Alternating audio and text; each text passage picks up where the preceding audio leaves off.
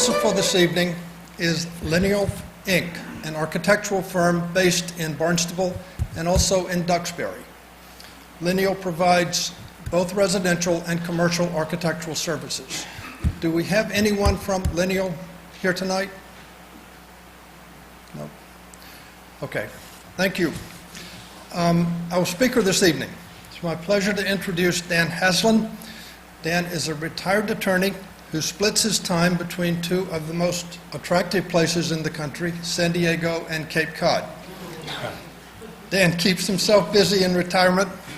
He is a historian for one of the historical foundations in San Diego. He also leads walking tours, which take him all over the world. These tours are sponsored by Walkabout International, Hostelling International, as well as the Barnstable Land Trust. I frequently see Dan walking up and down Broad Street with groups in the summer, and many times you're stopped in front of the old Colonial Courthouse. The talk this evening is a presentation on Cape Cod architecture. It is entitled, "Why do Cape Cod Saltbox Houses Show Up in the Most Interesting Places?" And I would be the first to ask, how did they get there? The presentation will last for about 45 minutes, after which you will have a chance, or you're invited to ask questions. And at the conclusion of the program, please join us in the conference room for homemade desserts, courtesy of Jude Martin. Without further comment, I'll turn it over to Dan. Thank you. Thank you so much. I hope we can have some fun together tonight. This is a little bit of an eclectic lecture that I'm going to give. We're going to be bouncing all over the world. I hope that's okay with everybody. We're going to start off, I want to tell you a little bit about what we're going to be doing. We're going to be talking about the history of Cape Cod style houses, also Saltbox style houses, and how in the world they ended up in San Diego and as far away as Hawaii. It's an interesting story. I want to tell you a little bit about some of the Cape Cod and Saltbox style buildings in Quincy, Massachusetts, Martha's Vineyard, Chatham, and some of the features which make up the style that we have come to know as our own in Cape Cod. A little bit of international flair that really maybe not be a true history of Saltbox styles, but I just returned 2 weeks ago from a 2.5-week walking tour in Switzerland. And so while I was there with my group, I photographed a few Saltbox style houses that I wanted you to see. I want to show you how Cape Cod houses get extensively renovated and added onto. These are often called L's, and you've probably seen them if you own a Cape Cod house. How many of you do own a Cape Cod house here? Cape Cod style. How about salt boxes? No salt boxes. That's about right, because they're not as popular. But they keep getting added onto, and the floor space gets larger and larger. So I want to give a couple fun stories about sandwich salt boxes and their history. We're going to go as far as Sacramento, California, to take a little look at some of the New England-style buildings out there, and even to Carson City, Nevada. And finally, a look at a couple Swiss cows, just because I like them. I'm from Vermont, and that is something that is always near and dear to my heart. What I want to start out with and point out is a logo for Gaslamp Quarter Historical Foundation. I've worked with that organization, which is very similar to Tales of Cape Cod. I've worked with them for the past 15 years. And interestingly enough, if you look at the logo right here, which is our brand new logo that we spent thousands of dollars to some art firm to come up with, it's the Saltbox style right there, okay? So I want to give you sort of the history of how we arrived at spending all of this money. So talk a little bit about Cape Cod house features.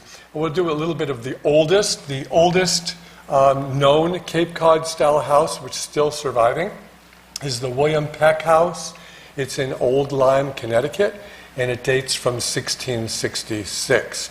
Now, you may say, well, what about the Hoxie House? Well, we'll get there. Okay, we'll get there a little bit later.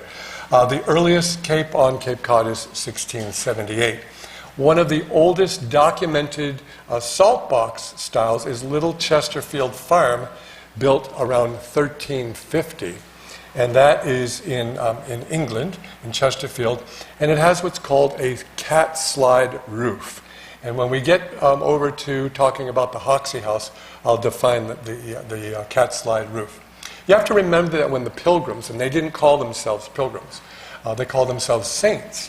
When they came to this area in 1620, they lived in Cape Cod-style houses and saltbox-style houses. That's what they knew. So when they came over here to what would then become the United States, and they got out of their thatched houses that you can see up in Plymouth Village, they built something that was compact, something that was sturdy, and something they could add on to as their families grew. So they started to build them around 1630, and as I've said, the old Limehouse in 1666 is the oldest to survive. Well, you might ask, well, if it's built in Connecticut, then why is a Cape Cod house? It's a good question. The answer is that around 1900, maybe a little earlier, the president of Yale University came and paid a visit down to Cape Cod. And he looked at the architecture and said, "These are beautiful. I love these Cape Cod houses." And the name stuck. So that's where we got it. It came out of Yale. The Cape Cod itself is basically a compact rectangular, always going to be a rectangle. They sit very close to the ground, and we'll see that in some of the slides that I have, generally facing south. Well, we all know why. You want to get the light in the morning. They have an unbroken gable roof. That means there's generally no dormers on the original Cape Cods at all, just a straight, flat dormer roof, pitched steeply enough so that people could actually live on the second floor. Generally, you'll have a staircase that goes into the middle of the house, and generally you'll have a chimney which will be in the center of the house as well. The chimney would serve generally two fireplaces downstairs, and maybe they have another chimney that would serve a bedroom that would be located upstairs. In larger capes, you'll ordinarily find a central chimney. It varies somewhat as you get to the smaller capes. They're all frame construction, and if you're familiar with putting up a barn where you've got the supporting beams that go all the way around, that's how they built capes, and they were done with timber and pegs. Nails were extraordinarily rare in colonial times. They had smallish, multi-paned windows, as you'll see in many of the examples that we see. The eaves are not pronounced, so the eaves, of course, what the icicles grow. I don't know what an icicle is. Living in California, we don't have them.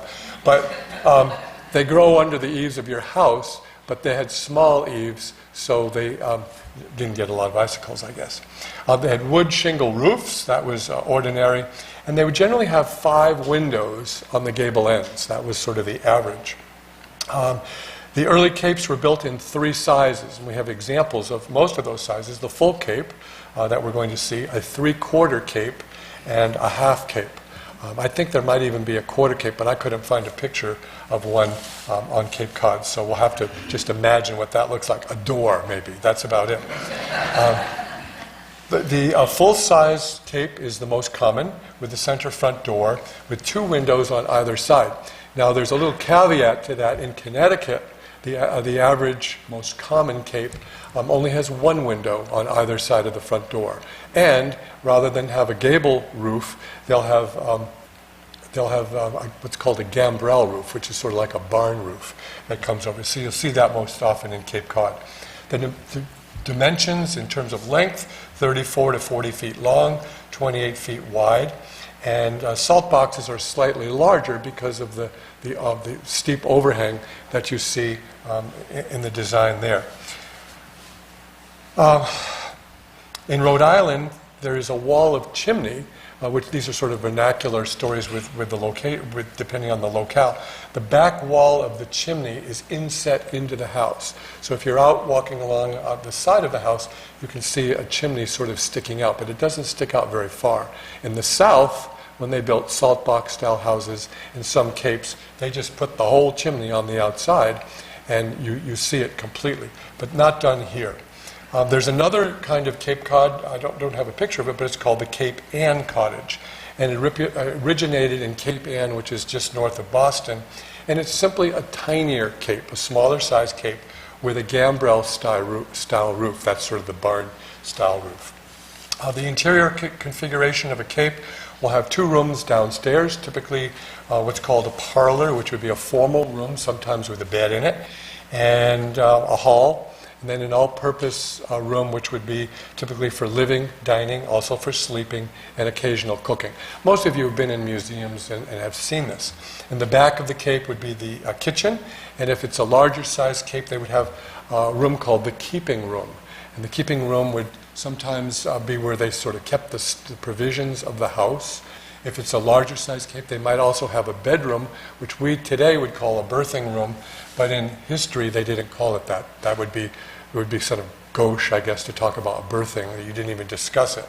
But typically that's where people would give birth, or if someone needed to be quarantined, then that would happen as well. The kitchen would also be kept at the back of the house. There might also be a couple other small rooms, which would be a buttery, which is where they would store dairy products, or a pantry. And then the second floor would have two bedrooms, one on either side of the chimney. Sometimes they would have fireplaces. The Saltbox-Style house had a long, narrow room that would be at the very back. We'll see pictures of that. It would be lighted and ventilated by a small window at each end, and it was called an attic. Now, where I grew up, an attic was your third floor. That's where all the stuff went, the Christmas tree and all that. But with a Saltbox-Style house, that was their attic, and they called it the attic. If they had a servant, the servant would be living in that very back end space as well. And let's see, then there are a couple of facets to Cape houses, which we have in Cape Cod, that you wouldn't ordinarily see other places. One is a bow roof. Are you familiar with a bow roof? It's a roof that kind of looks like somebody put a bicycle pump into the house and the roof kind of got rounded at the top, like a barn. There's a couple of those houses over in Chatham that I'm familiar with. There's one in Hyannisport as well. Unfortunately, I don't have a picture of one. But they're unique to Cape Cod, although they did come from England as well. And there's three theories of why the houses were made into bow roofs, why the roofs were shaped that way. The first theory was that they were built by shipwrights, which sort of works because we had a lot of ship captains and people of the sea on Cape Cod, and they wanted their roof to look like what they were used to with the bottom of a boat. So they built their roof in the shape of a bow roof. The second theory was that the bow roof, and this is probably a good one, added additional headroom. Because if you're up and you're as tall as I am, you probably would want to have as much headroom as possible in your second story. The third is a good plausible reason for those of us from New England, that the bow roof gives good resistance to compression from snow and ice, and it strengthens it from the elements. As I said, these originated in Cape Cod. So those are some of the basic facts. I want to go a little bit into how we got our Saltbox-Style in San Diego.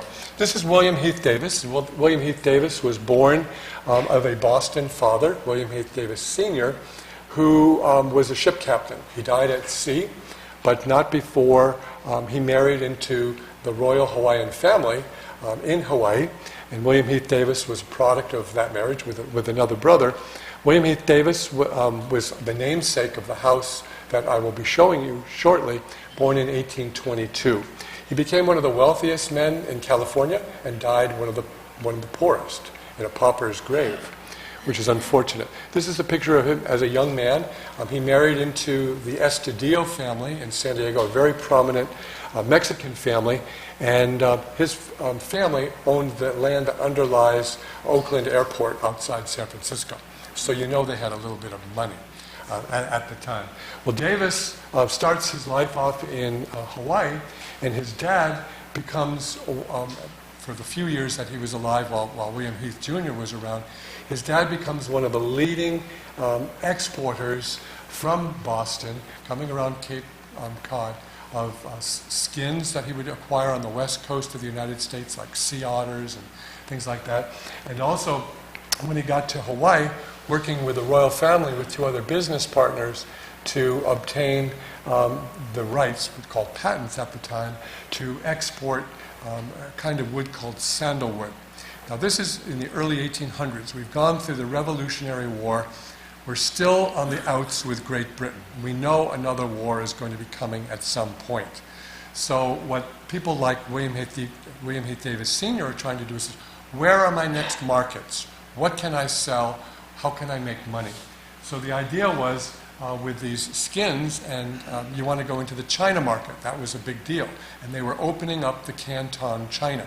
So on January 1st, 1801, father set sail with a load of the sandalwood and a load of the skins and makes a fortune in Canton.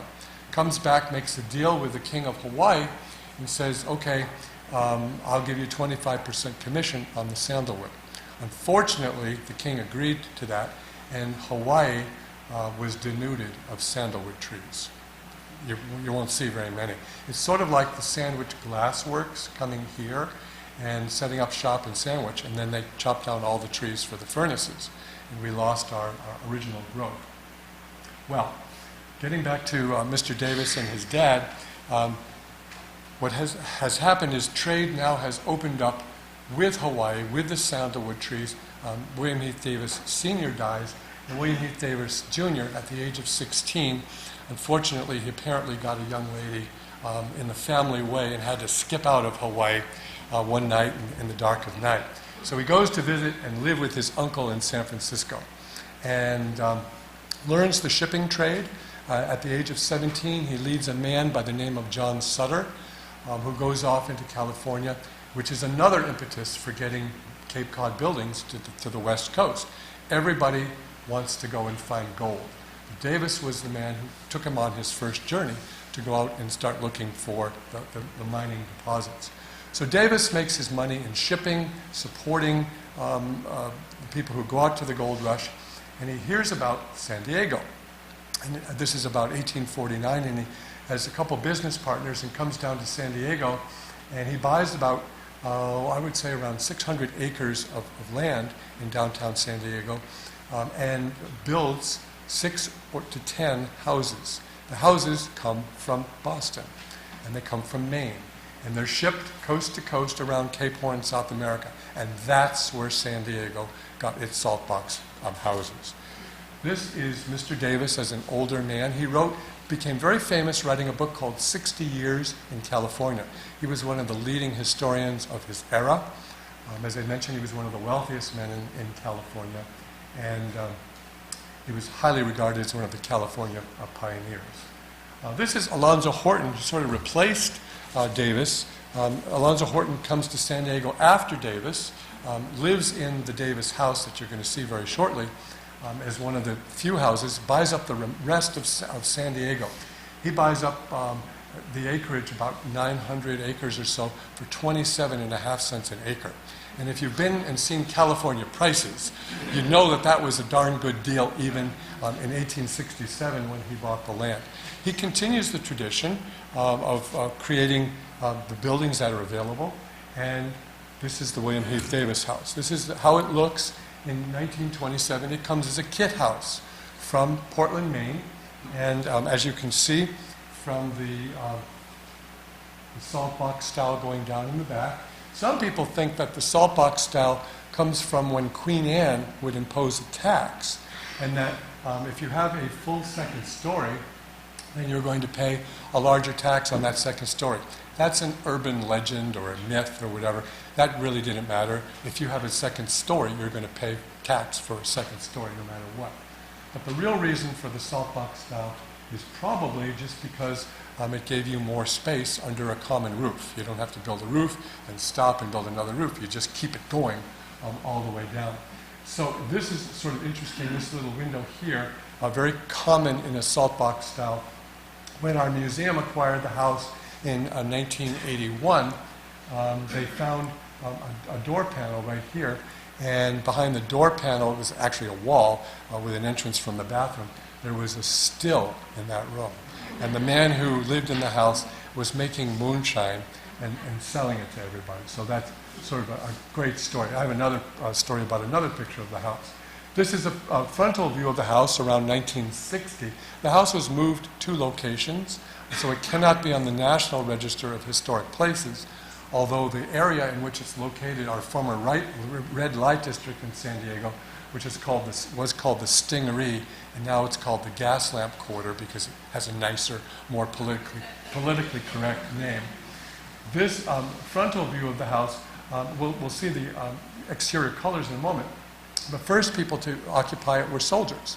And these are some of the soldiers who served in the war between the states, the Confederate War. And one of the generals, General Magruder, fought on the Union side, and then the other general, his name escapes me with the senior moment, fought for the South. But they both lived in the house together, which is sort of unique. During World War I, there was a German family living in the house, and the attic window on this side, up here, you can't really see the salt box in the back, but that attic window was rented out to a young German man who came over, and he was hoping that the Germans would win World War I, which is interesting. So the family rented him the attic room. The house, actually, you can see the sun shining on it, faced south. And as a result, he could stand in front of the window with his binoculars and keep track of all the German ships coming into harbor. When the police found this out, he was immediately arrested, sent to Rikers Island, and immediately exported from the United States. So the other interesting story about the house is that it also served as a county hospital.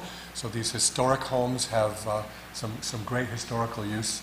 It actually had as many as 19 people as patients in the house. Most of them died because it was more of a hospice than it really was a hospital. So the house is certifiably haunted. And if you want more information about that, I'll tell you about that later. This is the house today. You can see a little bit of how it's grown up. It's in a little park. This is smack in the center of San Diego. Around it are high-rise buildings, and this little house sits right in the middle of town with a little park around it, and it's painted yellow, as you see here, because yellow was the color of the military. So it's the wood that you see here is called shiplap siding, which is decidedly a Cape Cod kind of siding, and then the 2 historic plaques that are on the building out in front were number 1, because we are number 1 out there. So that's a little bit about the Davis house. As I said, it was one of 6 or 10 different houses. This is the Davis house. This is Newtown, San Diego. When Alonzo Horton comes to town in 1867, buys up all the land, these are all in the Cape Cod style buildings. They're all in New England because this is how they got the building materials there. They were sailed to California. And right where the little arrow is up here is, see if we can make that. That's the Davis house right there. And then this is actually 5th Avenue, looking up the main street of San Diego around 1875. So things have come a long way since then. And I can't really say, well, we've got more Cape Cod houses down there. They simply don't exist. But there is one more. There were only, as I said, 6 or 10. Davis builds, if you know San Diego at all, down on the waterfront, there's a place called Seaport Village. It's down where our convention center is. And that's approximately where Newtown was built. There were schools there. The first elementary school was put in there. There was an army barracks because if you ever want to have a successful development, bring in the federal government and they'll buy up some land and help you out. So there was an army barracks. And this house was part of Newtown. But by 1851, this is called the Derby Pendleton House, this house was put on a barge because Davis's Newtown had failed. So they put it on a barge from the docks down in Newtown, sailed it to Old Town, which is only 2 miles away, took it off the barge, went over and put it where US 101, one of the north-south highways in California, is located. And in 1962, they had to move the house, so they moved it to this location on Harney Street. Now, this house is important historically for one of the stories. There was a Lieutenant George Darby who rented this house in 1853 and 1854. There is a salt box element to it, but this is a stock photo, unfortunately. It's very hard to make out. It's actually on the side of the house over here. There's a little bit of an overhang. Otherwise, it looks like it could be anywhere, but it is a from Maine. It was part of the original shipment. So Darby rented this house. He was the surveyor of the San Diego River, very important historian in San Diego, and he was one of the foremost humorists of the 19th century in America. You might have heard of Will Rogers. Will Rogers was probably our 20th century humorist. And Darby was the same guy. He operated under the name John Phoenix. He wrote under that name, or one you might have heard of called Squeebob. So George Pendleton bought the house in 1858, and the house became the county recorder's office. So virtually every transaction of any buildings in downtown San Diego up until 1871 were conducted out of this house. It really is sort of an historic importance for Cape Cod-style buildings in the West. Okay, so this is a picture. Davis, as I mentioned earlier, settled in San Francisco. But then it wasn't called San Francisco. It was called Yerba Buena, which is kind of a mint flower, I'm told, mint plant. And this is a picture of the San Francisco Bay, then Yerba Buena. And it was, when trade was going on after the gold rush, it got so busy in port in San Diego and in San Francisco, the ships would all line up and you could actually walk from ship to ship, never have to get off. And then what happened after that is they sunk the ships and then they moved the harbor out. So the true water line now would be somewhere around here. These three buildings that you're seeing in here, this is where Davis's store was, and that is now Chinatown. So if you've ever been to San Francisco from the harbor, you know that Chinatown is several streets up from the water. But here's the water. It was actually waterfront property when Davis was there.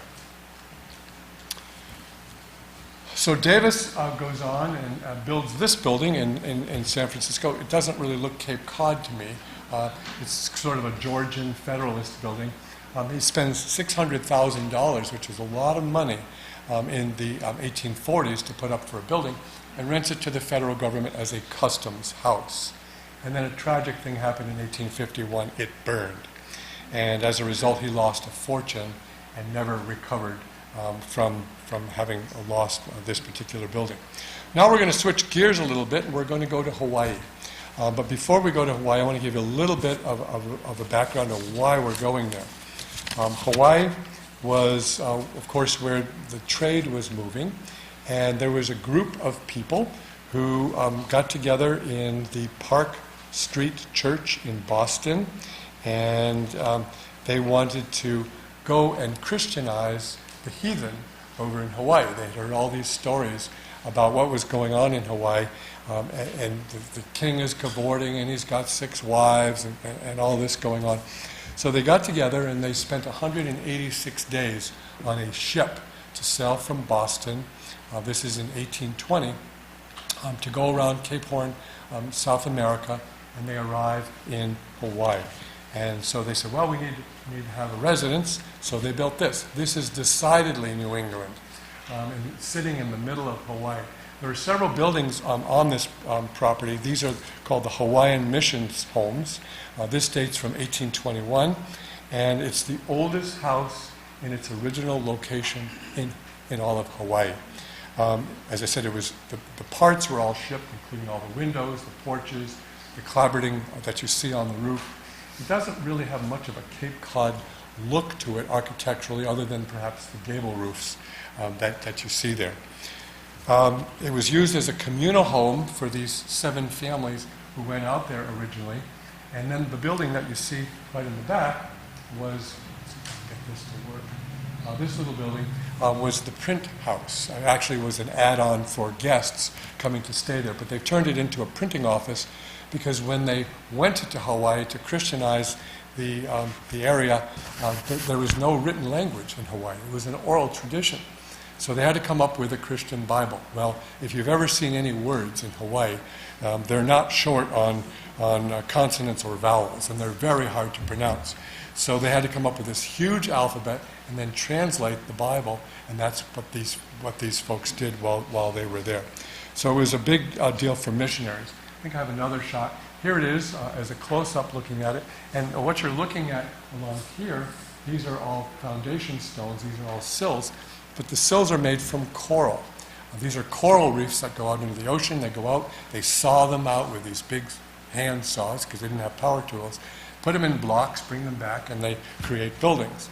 So this particular building, which is a Georgian-style building, was built about 10 years later. It's Chamberlain House, and it's the second oldest building in the Hawaiian Islands, still in its original location.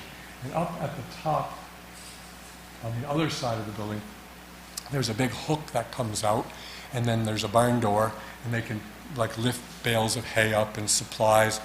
This was built as a supply barn. Again, all the stonework that you see there for this particular building is coral blocks, whereas the original building was of wood that came from Cape Cod. Okay, so let's see. Our next slide, I'm going to show you the most famous Saltbox-Style house in America. You might recognize this. It's the Adams House. And this is in Quincy, Massachusetts. And this is important, the Saltbox-Style. You can get a little view of what the colonial house would look like. The little windows here for ventilation. This would be an attic room or a servant's quarters.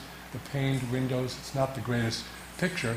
But this is the house in which John Adams, our second president, wrote the Declaration of Independence, which is why it's the most famous building. I don't know how many of you have ever done this tour, but I highly recommend it. You just show up at the Park Service headquarters downtown, jump on their little shuttle bus, and they take you all over and show you Adams history. So I recommend that.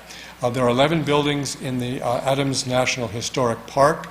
The original house on this site was built in 1650, but this particular house was built in 1722. This was the birthplace of John Quincy Adams in 1767. And then in 1888, the family sold off the properties, which had been used as a rental. And then the DAR used it for years until 1950. And now it went to the Historical Society and then to the National Park Service. So that's our most famous. And here's our oldest on Martha's Vineyard. And this is Martha's Vineyard's oldest residence, 1672, the Vincent House Museum. You may recognize it when we go to the next slide. There it is. And it's in if it's in Edgartown, if you go, there's a town green there, more or less. It's a museum grounds. And it really displays some of the historical aspects of a true full cape.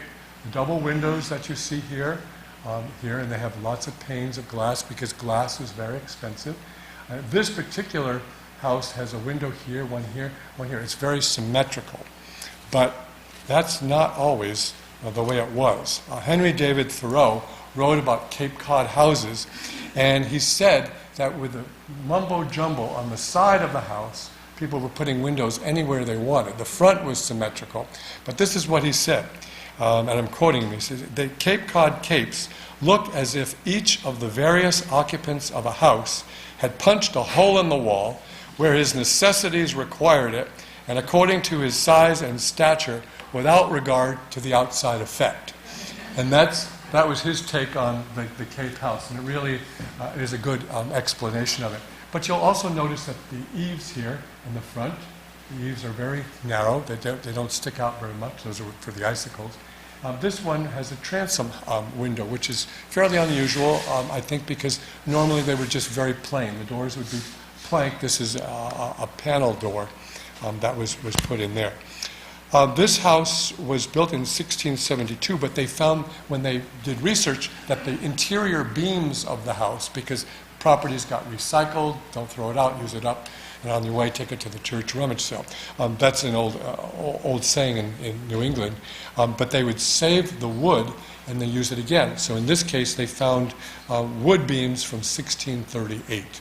So it's but the house dates itself from 1672. Another one, just to show you, this is an example of a half cape.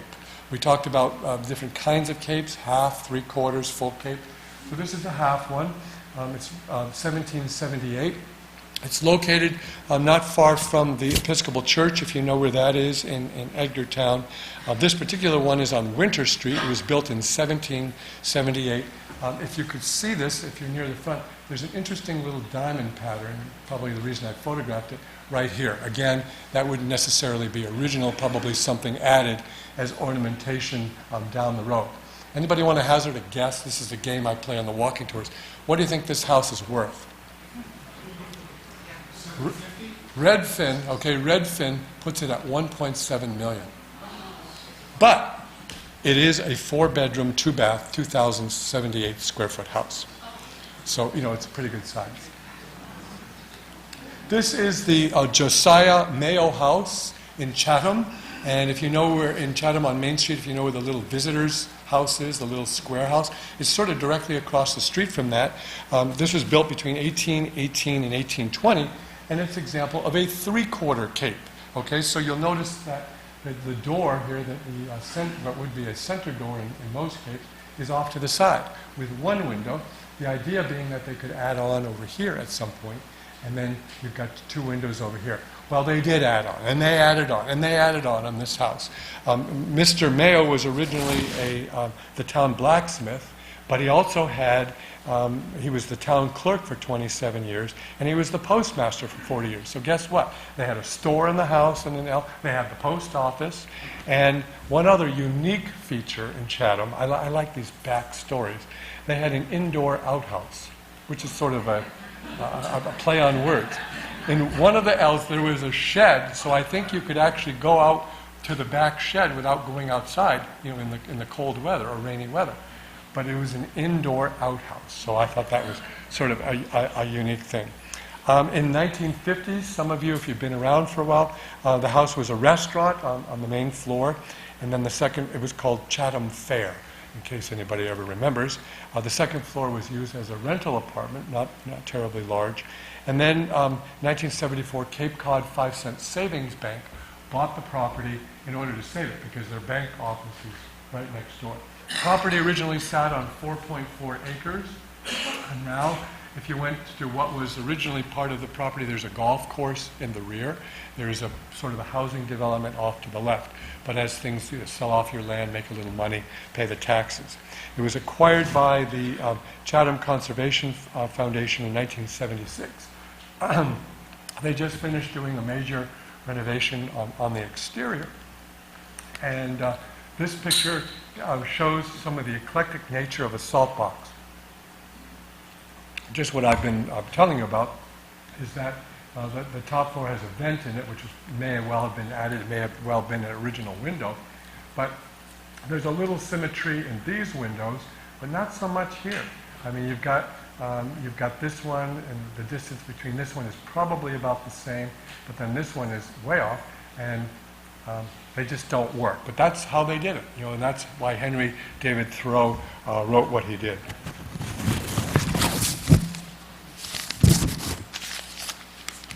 Okay, now we're going to cross the ocean, and we're going to Switzerland. When I was over in Switzerland, there's a store there like Safeway. It's called the Co-op. I don't know if you're familiar, if you've ever been to Europe. The Co-op is sort of like Safeway. And in this case, this was on one of the Co-ops, and it's not a true salt box. It looks a little bit like it, but it's a good example of what the Saltbox-Style encompasses. In this case, whoops, I've got to go back. In this case, storage off to the left where they would keep hay and things like that, and then the living quarters off to the right. This, hopefully you can see this, this is one that I did discover on an early bird walk that I led one morning, and it is it's a true salt box, if they had salt boxes there, where the roof line comes down and the family living quarters are here, and the barn portion of the house is here. A little bit of an overhang on the roof here. This is actually a little bit of a vineyard going on. And this little shape up here is, guess what? The Matterhorn. So while I was there, I tried to climb it. But I'm alive, so I didn't make it all the way to the top. Something that is sort of a salt box style, but it's actually Bavarian. This is in the town of Brunnen, and you arrive by boat on Lake Luzerne, just walk a couple blocks, and this is called the guest house. The guest house and pension. This particular town in Brunnen is where they make the Swiss Army knives. So if you've ever seen one of those, this is where they craft them. This particular place is a stopping point that makes a really good chicken dish. It's called poulet in corblé, and it's chicken in a basket. It's served in hot gravy. Passengers would come on Lake Lucerne. They would either walk through the Alps as we did, or they would come via the lake and stop here for a meal and to stay here. It was this house dates from 1740. So, but as I said, it's not Cape Cod style necessarily, but it's Bavaria, unless the Bavarians were over here copying Cape Cod. One last Swiss slide that I could not resist.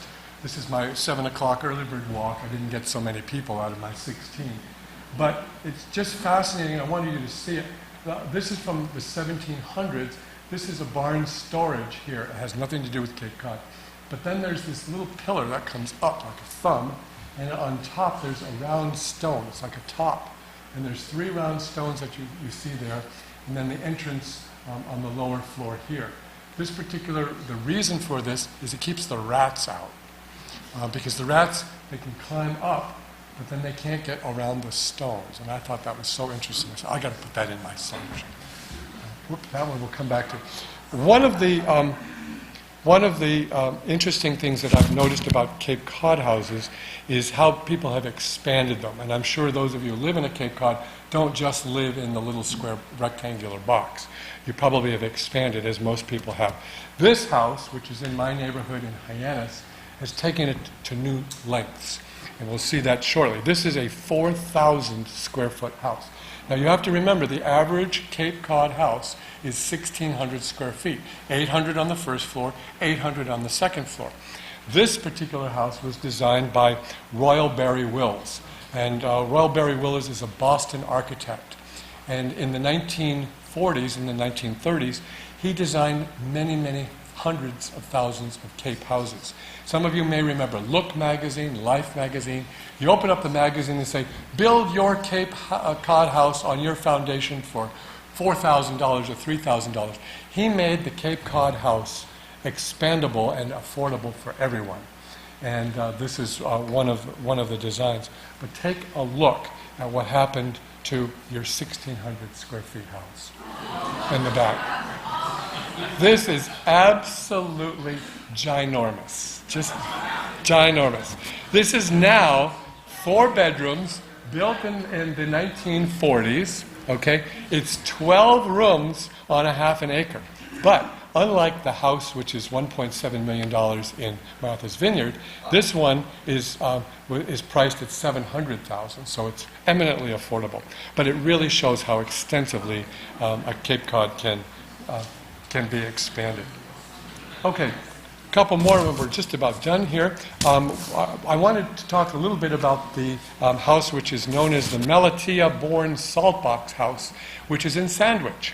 And this, we believe, was built in 1710, although there's some issue about that. It's for sale right now, $589,000. But Melatia-born was 1674, 1742. Comes to Sandwich in 1710 and purchases the house from John Dexter, who owned a sawmill. So if you're in Sandwich, you know where the sawmill is. The house was across the street from a salt box, which was on 6 acres. So there's some dispute about who was in what house at what time. In any event, Melatia became a distinguished and wealthy as a judge, and he became treasurer of the First Parish Church. And we have tonight the interim minister of the First Parish Church, John Terry, is here, my former minister in Hyannis. There was a split within the church. Go figure. That never happens in a church. And Melatia had a barn adjacent to the church house. The barn was right here. Now it's just a little garage. Well, when the split was within the church, he said, it's sort of like I'm going to build a spite barn. And so he did. He went out on Sunday mornings when the church service was to start, and he riled up all the animals. He got the horses braying, he got the cows mooing. Everybody was at full pitch in order to break up the church service. So it was called the spite barn. And what happened, they did move the spite barn eventually, took it down, and it has become part of the Sandwich Glass Museum. So if you're there, you can enjoy that. Okay, so then the next house I want to talk a little bit about is the famous Hoxie House. Everybody knows that. But what you may not know is that in 2011, 6 years ago, there was a big movement.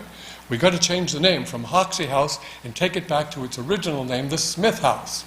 Well, that's kind of boring to say Smith House, right? Much more interesting to say Hoxie House. I don't think that movement has gone anywhere. But it's reputed to be the oldest building on the Cape. It was built in 1675. It's called a first period house. First period because it was the colonial days. The little tiny windows that you see there, I don't know how you got any ventilation in. They were leaded glass windows, diamond pane pattern. The house in 1675, they had just invented these windows. So they probably said, oh, we want them. They're the latest invention. Let's get them over here. So Josiah Smith, or John Smith rather, comes to town. His wife is Susanna Hinckley. There's a good Cape Cod name. And they have 13 children. They're living in this house. He served as the second pastor of the Separatist First Church of Sandwich from 1673 until 1689. He was a radical. He was a radical preacher and said, I will not serve in Sandwich unless we get off the Quakers' back. They have every right to be a religious organization in Cape Cod, so I will serve if you exercise religious tolerance. And he won. So they were recognized here. But in 1860, a retired whaling captain by the name of Abraham Hoxie bought the property. He died in 1887, and the town acquired it in the 1950s and restored it. The interesting thing about this house is that people lived in this house until 1950s. No running water, no electricity, no central heat until 1950s. Amazing, amazing. The house on the interior has gun stock posts where you could actually point a gun and probably balance yourself for that. And the beams are made from Maine pumpkin pine trees and wide floorboards. A couple little quick slides. There's another picture of the Hoxie House on the front. That's an extreme salt box that you can see. And you can imagine 13 kids are all playing around in the attic on this. Off to Sacramento, the Sacramento River. Really important after the gold rush. Those houses that Davis intercepted coming from Portland, Maine, that he got to San Diego, they were on their way to Sacramento. They should have been in Sacramento. I was there recently doing a walking tour. Couldn't find a single Saltbox-Style. But that particular building in the middle is definitely a New England style brought over. This particular style, I was so excited when I got this one. It's the Orleans House. I thought, it must be Orleans, Massachusetts. It's got to be Cape Cod. I've found the gold mine. It's not. It's the Orleans House from New Orleans. So it doesn't even belong in the slideshow. But I like the slide. It's burned down twice. So I said it's on the 28 acres of historic Sacramento that you must see when you go to California. But just remember, it's Orleans, but not Orleans, Massachusetts. This one is a Cape Cod design, and it's an old schoolhouse, the old one-room schoolhouse. And it was from 1800s. This was dedicated in 1977. It's a new build. It was their bicentennial project. It actually is a replica of a canyon school built in 1884, which is out in the Brooks community. This doesn't mean anything to you, but it's sort of a rural community out in Yolo County. But it's very similar to what you'd see anywhere in Cape Cod for a one-room schoolhouse, and that's where the designs came from. This is one in Carson City. It's an Episcopal church, Gothic looking. It looks like any church you'd see in Cape Cod, right? Because it's designed by a Cape Cod architect. The interesting thing about that is there it is sitting in the middle of Carson City, Nevada, and it's what's called on the Blue Line. So in Carson City, if you want to go on a walk, you follow the Blue Line like the Freedom Trail in Boston, but you follow the Blue Line. It takes you by the governor's house and all that. It takes you by this church, and it will tell you about the New England house. And a kitty corner, you know what kitty corner is? You know, four corners, and the church is here. Kitty corner is, guess what? A Saltbox-Style house, all the way out in Carson City, which is kind of neat. So that is pretty much what I wanted to show you. And that's the end. Remember I told you there were going to be cows.